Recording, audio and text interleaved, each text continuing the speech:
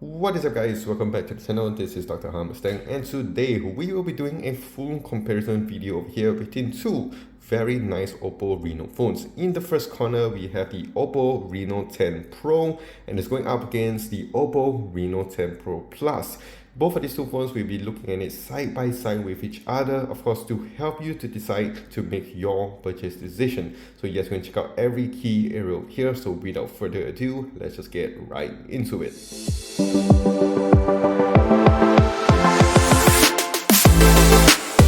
Alright, so we're going to start off here with the prices on both of these two phones, and I will also include the USD prices here as well.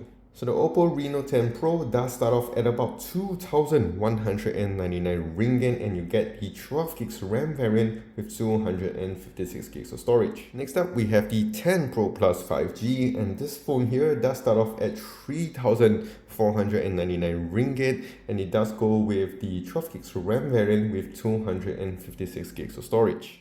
So now let's talk about the build and design on both of these two phones, and this is where they are very similar. In terms of the design, as you can see, they do have a very similar setup. We have the main lens here, one on this side and two on the bottom, whereas here we have two on the top and one at the bottom, but it does have a very similar layout. In terms of the color, we have the purple variant here, the purple or pink. Here we have the nice black edition. It does have a nice matte finish on the 10 Pro Plus, which you're not going to get a lot of fingerprint magnet, but over here we do have more of a glossy finish here. Not too much of fingerprints, but you still will get it a little bit more compared to the 10 Pro Plus. On the back on both of these two phones, we do have a nice Asahi Glass AGC D2 Star 2, so it is a bit of a handful here, but yes, it does have a nice glass panel on the back and also on the front, and it does use a plastic frame on the sides, and it does, in terms of the weight, definitely here with the Pro Plus, it feels more weighty compared to the 10 Pro over here. And in terms of the size, this phone does come with a nice 6.74 inch display, whereas on the 10 Pro it does come with a 6.7 inch. So very similar indeed. And in terms of the button layout as well, both of them do have the power button located on the right side of the phone, and also on top there we do have the volume rockers, nothing on the left side, and also the stereo speaker, we have it on the top and also on the bottom. And looking at the bottom here, again, it does look very similar. It does have your SIM card tray slot, your USB-C for your Super Vogue charging, and your stereo speakers. And now let's go on to the displays on both of these two phones. So like I mentioned, this one here 6.74 up against 6.7 inch display. Both of these two phones do have your AMOLED panel with 1 billion colors, and it does support your HDR10 plus, and of course your 120 Hz of refresh rate. In terms of the peak brightness, the 10 Pro Plus, it does go up to 1400 nits, whereas on the 10 Pro it does give you a nice 915 nits of peak brightness. In terms of the displays, both of them look really nice and very vibrant when it comes to the colors, and you get your deep blacks as well. So displays on both these two phones are very good. Thank you. All right, let's do this.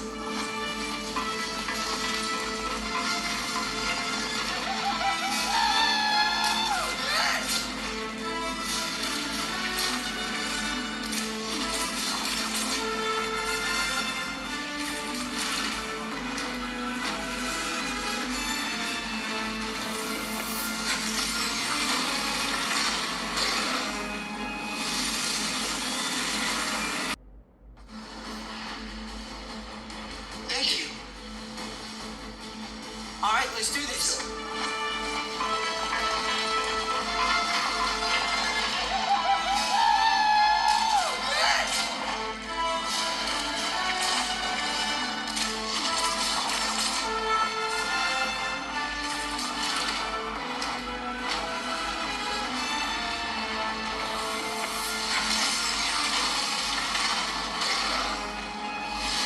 So as you have heard from both of these two phones, definitely they do give you good speakers. So one correction over here is that the 10 Pro doesn't give you a stereo speaker setup, only a down frank speaker. It does get pretty loud, but you can't beat the stereo speakers that you get from the 10 Pro Plus. And also, one more thing to note is that both of these two phones do give you very nice face and fingerprint unlock. So as you can see, just point it to your face, it gets the job done. Same thing here with the 10 Pro, just put it on the optical scanner on the bottom, it gets the job done, and boom, right on the face there, and it gets the job done.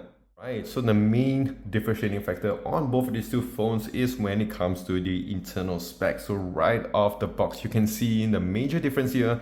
On the 10 Pro Plus, it does use a Snapdragon 8 Plus Gen 1 processor, so top of the line, a flagship processor in this phone, whereas here we have a Snapdragon 778 processor. It is a mid-range chipset, but it is the best mid-range chipset. Both of these two phones do give you your 5G support. Both of them do give you 12 gigs of RAM, which you can of course expand it here up to 12 gigs. So you can see that it does give you the same amount of expansion in terms of the internal storage, up to 256 gigs of storage, but you cannot expand it with any micro SD slot. In terms of the battery capacity over here, 4600 up against 4700, and when it comes to the charging tech as well, 80 watts up against 100 watts over here. Both of them do have the Super Vogue, so you don't have to worry exactly too much about the charging speed. It is a difference of about 10 to 15 minutes at the end of the day, so it's not going to really change your mind on that. Definitely I would prefer the 100 watts, but if you have the 80 watts, it's still a very good charger over here. In terms of the battery usage, what I can say is that this phone here does give you a nice full day of usage, similar to here as well. Yes, the processor isn't that strong compared to this. This one will definitely drain a little bit more, but because this phone here is a little bit smaller, it doesn't push a lot too much. So in terms of the battery usage, definitely I will go for the 10 Pro Plus, but it isn't a major different thing over here. And also, if you want to talk about the software side of things, both of them do come with your Color OS 13 right off the box, so you don't have to worry about it. And it does give you your Android 13. So in terms of the software experience, very similar indeed. I can't really notice any major differences in terms of the features on both of these two phones. And of course, last but not least, let us talk about the cameras on this phone. And this is where again it gets a little bit tricky and different. So starting with the selfie shooter over here, we do have the same 32 megapixel f2.4 sensors on both these two phones, and it can record up to 1080p at 30 fps. Now is where it gets pretty interesting, because let us check out the rear cameras on this phone. So starting here with the Reno 10 Pro, it does give you a triple camera setup. Starting with the main lens here, 50 megapixel f1.8 sensor with dual autofocus and OIS. And if we go on to the 32 megapixel 2x optical scanner over here with f2.0, and it does have your dual autofocus. And lastly over here, we do have the 8 megapixel ultra wide sensor, and it does give you a f2.2 sensor. Going on to the Reno 10 Pro Plus, it also does give you a triple camera setup, but it is powered by the Mary Silicon. So in terms of the image processing and what you're going to get in the final images, it's definitely going to be better and of course different compared to the 10 Pro. So here we have a 50 megapixel f1.8 sensor with dual autofocus and OIS. We also do have a 3x optical scanner, a 64 megapixel f2.5, and it also does give you your OIS. And lastly, we do have the 8 megapixel f2.2 sensor for your ultra wide shots. So as we can see here, both of these two phones are very different when it comes to their rear cameras over here. Both of them can record up to 4K at 30 fps, but the 10 Pro Plus can record up to 60 fps. Now let's check out some shots from both of these two phones and see how good they look.